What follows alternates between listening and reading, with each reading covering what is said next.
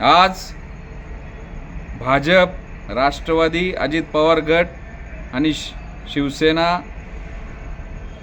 जो शिंदे गट असा महायुती सरकारचा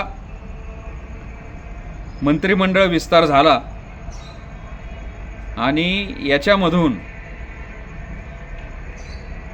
हेतू पुरस्कर जे महाराष्ट्रामधील 13 कोटी जनतेमधील 50-60% जो ओबीसी आहे, या ओबीसी घटकातील जवळजवळ 6 कोटी जनतेचे प्रतिनिधित्व करणारे भुजबळ साहेब यांना हेतू पुरस्कार देवेंद्र फडणवीस असतील आणि महत्त्वाचं म्हणजे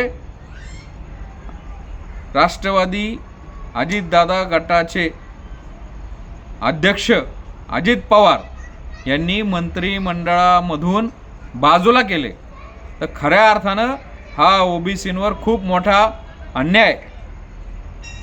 जे भुजबळ साहेब गेल्या 30-35 वर्षापासून मंडल आयोग लागू करण्याची लढाई असो, अख्ख्या भारतभर मंडल आयोग लागू करण्यासाठी समता परिषदेच्या माध्यमातून त्यांनी घेतलेले मेळावे असो, पॉलिटिकल आरक्षण असो किंवा ओबीसी आरक्षणाचं संरक्षण असो, अशासाठी भुजबळ साहेबांनी वेळोवेळी पक्ष त्यागलेला आहे, वेळोवेळी संघर्ष केलेला आहे.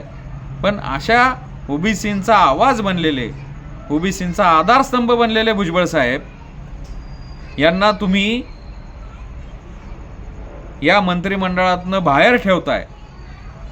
म्हणजेच याचा अर्थ एक कळतोय की कुठंतरी जो राष्ट्रीय पातळीवर नेतृत्व करणारा ओबीसी नेता आहे, महाराष्ट्राच्या विधानसभेमध्ये जर ओबीसी विरोधात एखादी काही गोष्ट होणार असेल तर तिथं आवाज उठवणारा ओबीसी नेता आहे.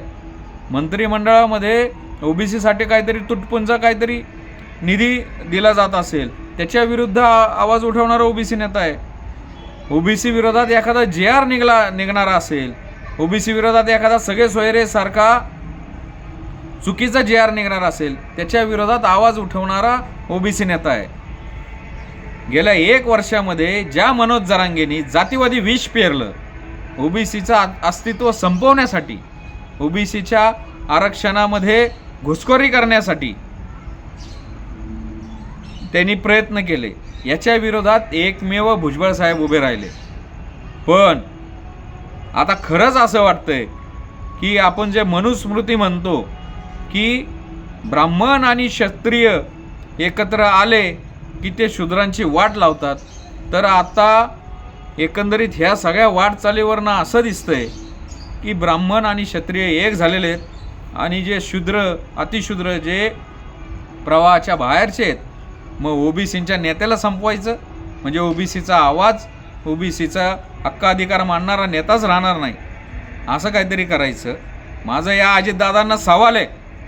अजितदादा, ज्यावेळेस तुम्ही तुमच्या चुलत्यांच्या विरुद्ध बंड केलं त्यावेळेस एक वडीलधारे म्हणून भुजबळ साहेब तुमच्या बाजूने आले.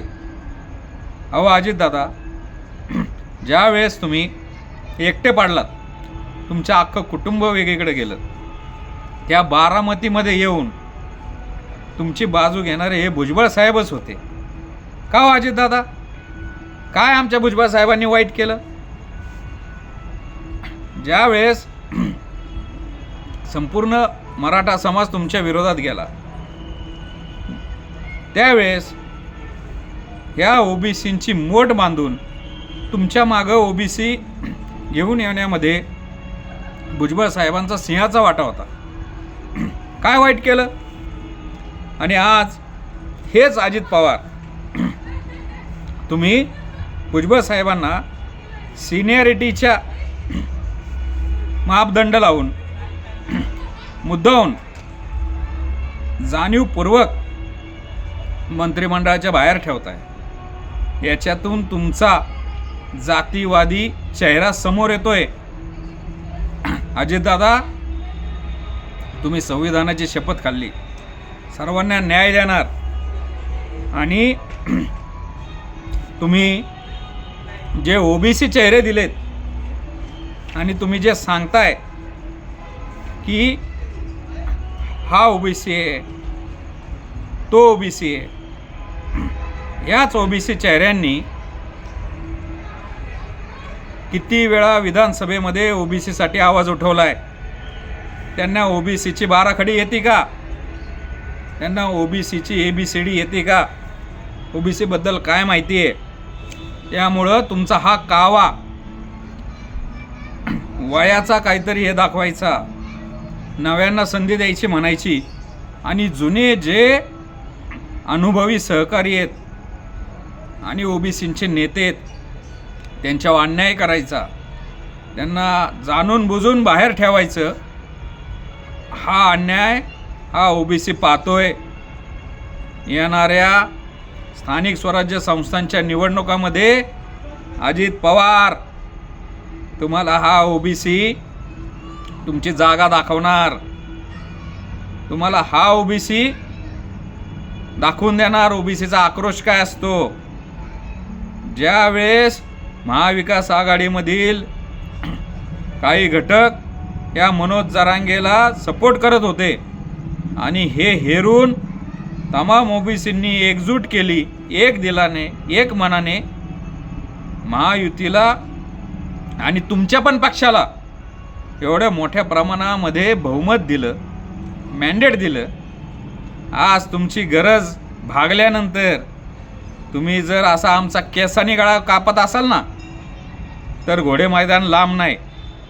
तर आता एकंदरीत ह्या सगळ्या वाटचालीवरनं असं दिसतंय की ब्राह्मण आणि क्षत्रिय एक झालेले आहेत आणि जे शूद्र अतिशूद्र जे प्रवाहाच्या बाहेरचे आहेत, मग ओबीसींच्या नेत्याला संपवायचं म्हणजे ओबीसीचा आवाज, ओबीसीचा हक्काधिकार मानणारा नेताच राहणार नाही, असं काहीतरी करायचं.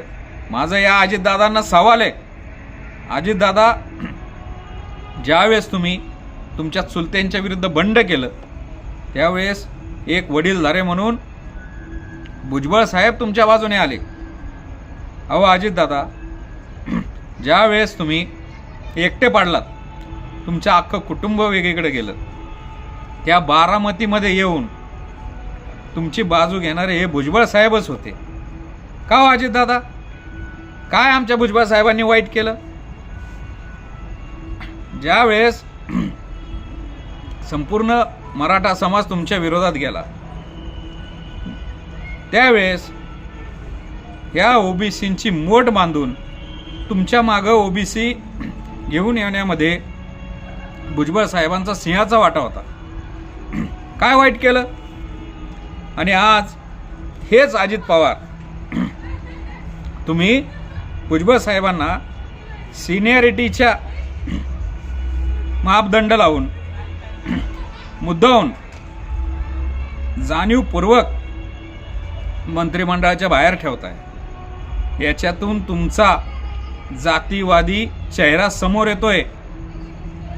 अजितदादा, तुम्ही संविधानाची शपथ खाल्ली, सर्वांना न्याय देणार, आणि तुम्ही जे ओबीसी चेहरे दिलेत आणि तुम्ही जे सांगताय की हा ओबीसी आहे, तो ओबीसी आहे, याच ओबीसी चेहऱ्यांनी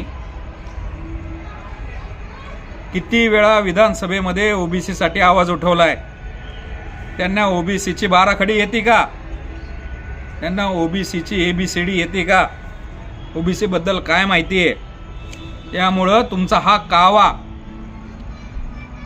वयाचा काहीतरी हे दाखवायचा, नव्यांना संधी द्यायची म्हणायची, आणि जुने जे अनुभवी सहकारी आहेत आणि ओबीसींचे नेते आहेत त्यांच्यावर अन्याय करायचा, त्यांना जाणून बुजून बाहेर ठेवायचं. हा अन्याय हा ओबीसी पाहतोय. येणाऱ्या स्थानिक स्वराज्य संस्थांच्या निवडणुकामध्ये अजित पवार तुम्हाला हा ओबीसी तुमची जागा दाखवणार, तुम्हाला हा ओबीसी दाखवून देणार. ओबीसीचा आक्रोश काय असतो. ज्यावेळेस महाविकास आघाडीमधील काही घटक या मनोज जरांगेला सपोर्ट करत होते आणि हे हेरून तमाम ओबीसींनी एकजूट केली, एक दिलाने, एक मनाने महायुतीला आणि तुमच्या पण पक्षाला एवढ्या मोठ्या प्रमाणामध्ये बहुमत दिलं, मॅन्डेट दिलं. आज तुमची गरज भागल्यानंतर तुम्ही जर असा आमचा केसानी गळा कापत असाल ना, तर घोडे मैदान लांब नाही. त्यामुळं अजितदादा, आमचा तुम्हाला विचार नाही की त्या भुजबळांनी तुमचं काय वाईट केलं. ज्यावेळेस तुम्ही पहाटेचा शपथविधी केला नाही आणि परत आला, त्यावेळेस तुमची बाजू मांडणारे छगन भुजबळ साहेबच होते. आणि आता तुमचा हा जातीवादी चेहरा तुम्ही समोर आणताय. राजकारण हे आऊट घटकेचं असतं. 5 वर्ष झाल्यानंतर परत निवडणुका येतात. त्यामुळं जर तुम्ही संविधानाची शपथ खाल्ली आहे, तर आमची तुम्हाला सांगणं आहे की तमाम ओबीसींचे आधारस्तंभ, स्फूर्तिस्थान भुजबळ साहेब यांना योग्य तो न्याय द्या. त्यांच्यावर जर अन्याय केला तर हा ओबीसी आता दूध खुळा राहिलेला नाहीये. ओबीसी जसा महाविकास आघाडीला धूळ चारू शकतो आणि महायुतीला 230 आमदार निवडून आणून देऊ शकतो, तर येणाऱ्या स्थानिक स्वराज्य संस्थांमध्ये तुम्हाला तुमची जागा दाखवल्याशिवाय राहणार नाही. आणि तुम्हाला जर वाटत असेल की ओबीसीचं हे नेतृत्व संपवावं आणि परत एका विशिष्ट जातींचीच परत सद्दी आणावी, तर तुम्ही ह्या भ्रमात राहू नका. देवेंद्रजी फडणवीस, आपणास आमची नम्र विनंती आहे, भाजपचा DNA ओबीसींचा आणि ओबीसींच्या नेत्यांना तुम्ही असं डावलणार, असला कुठला तुमचा न्याय. आणि जर सिनियरिटीच्या याच्यावर तुम्ही हे करत असताल, तर तुमचे किती मिनिस्टर दाखवू असे की ज्यांचं वय जास्त आहे. मग सिनियरिटीचा विचार केला जातो, तो पॉझिटिव्हली केला जातो का निगेटिव्हली केला जातो. जर अनुभवी माणूस तुम्हाला द्यायचा नाहीये, म्हणजे याच्यामध्ये एकच दिसतंय की कुठेतरी ओबीसीचा शेवटची जी आमची आशा आहे, ती आशा तुम्हाला संपुष्टात आणायची आहे आणि देश कुठेतरी वेगळ्या परत मनुस्मृतीच्या मार्गावर न्यायचा आहे. तर असं आम्ही होऊ देणार नाही आहे. आमचा तुम्हाला नम्र विनंती आहे की आमच्या भुजबळ साहेबांना योग्य तो मान सन्मान देऊन सरकारमध्ये सामील करून घ्यावं.